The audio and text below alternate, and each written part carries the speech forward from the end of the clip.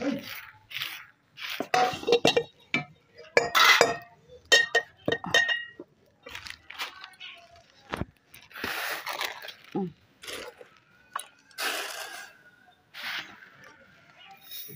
বন্ধুরা, হালদার রেসিপিতে সকলকে স্বাগত জানাই। তো আজকে কোনো কিছু রান্না করছি না, আজকে আমাদের বাড়ির মশলা যেটা প্রতিদিন দেখাই, রান্না করি, সবজিতে দিই, সেটাই আজকে দেখাচ্ছি কিভাবে করছি বাড়ির মশলাটা। তো তার জন্য নিয়েছি আজকে আমি করব, আজকে আমার সঙ্গে মাও থাকবে, মাকে হেল্প করব। তার জন্য নিয়েছি এখানে চন্দনী, যেটা আপনারা অনেকেই রাঁধুনি বলে থাকেন, চন্দনী নিয়েছি এটা। আর এটা নিয়েছি ধইনা, গোটা ধইনা নিয়েছি, এখানে জিরা নিয়েছি আর তেজপাতা। ওইগুলো আমরা ভালো করে ভেজে নিব, আগে ভেজে নিয়ে তবে মশলা তৈরি করব। তো দেখুন আমরা কিভাবে এখন মশলা তৈরি করছি। তার জন্য মা উনান ধরিয়ে নিয়েছে, কড়াটা গরম হতে দিয়ে দিয়েছে আগেই। এবার মা দিবে একটা একটা করে, ভেজে ভেজে দিবে আর আমি ভাঙবো। দাও।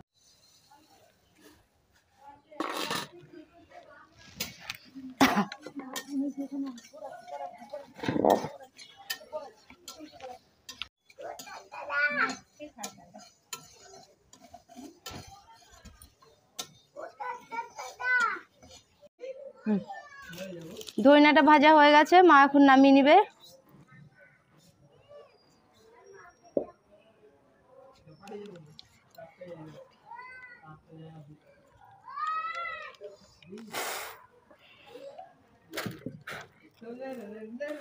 খুব কড়া লাল করে ভাজেনি, হালকা কিন্তু একটু মানে ভালো মচমচে হবে সেইভাবে ভেজেছে। খুব কালো করে ভাজলে পুড়ে যেতে পারে সেটা, সেই জন্য হালকা করে ভেজেছে। সাদা জিরে ভেজে নিচ্ছে, কড়াইয়ে দিবে মা। যতটা লাগবে ততটা দেবো।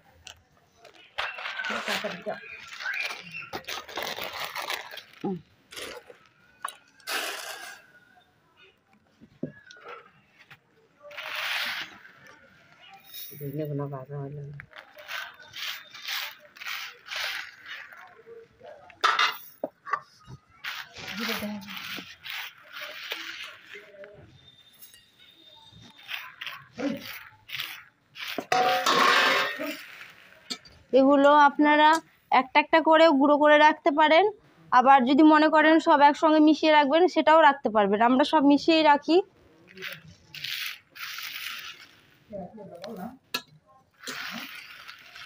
জিরা ভাজা হয়ে গেছে, এখন মা চন্দনীগুলো দিয়ে দিচ্ছে কড়াতে।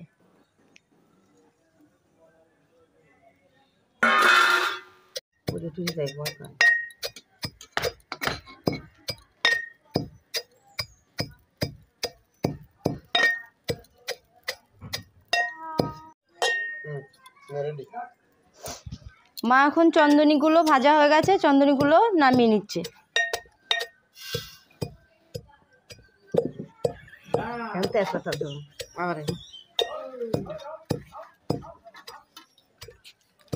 এখন তেজপাতাগুলো মা ভেজে নেবে।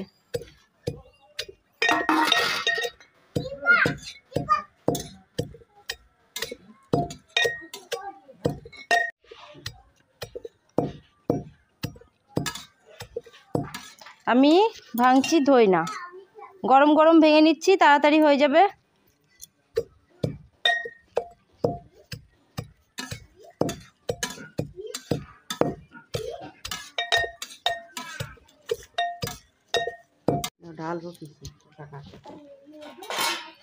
তো এটা পুড়িয়ে যাবি না,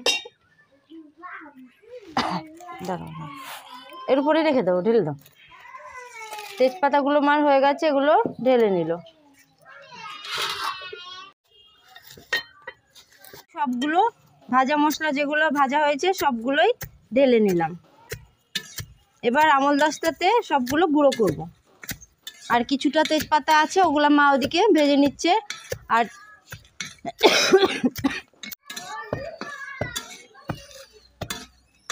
কম করে ভাজা না, এরকম করে ভাজলে সে না।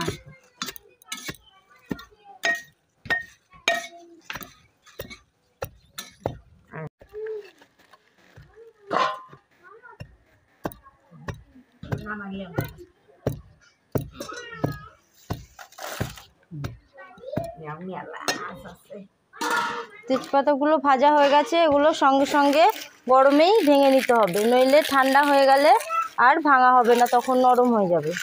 তাই গরমেই আমি ভেঙে নিচ্ছি।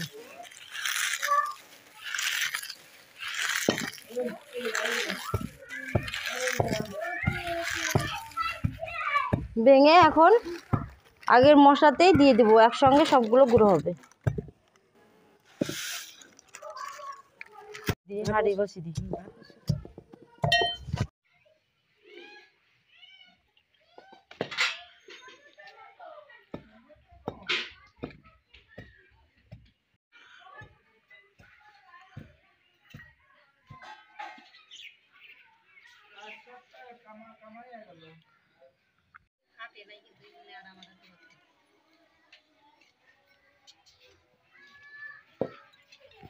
মশলাগুলো এখন চেলে নিব, যেগুলো বেরাবে মোটা হয়ে সেগুলো আবার আমল দস্তায় আবার কুটিয়ে নিব।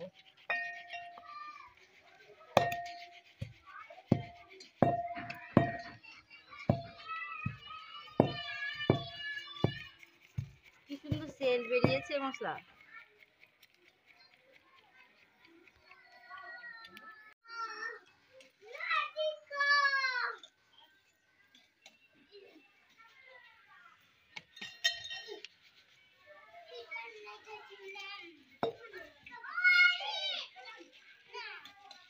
মশলাগুলো আমার এখন গুঁড়ো করা হয়ে গেছে, দেখতে পাচ্ছেন কিভাবে একদম মিহি করে চেলেছি।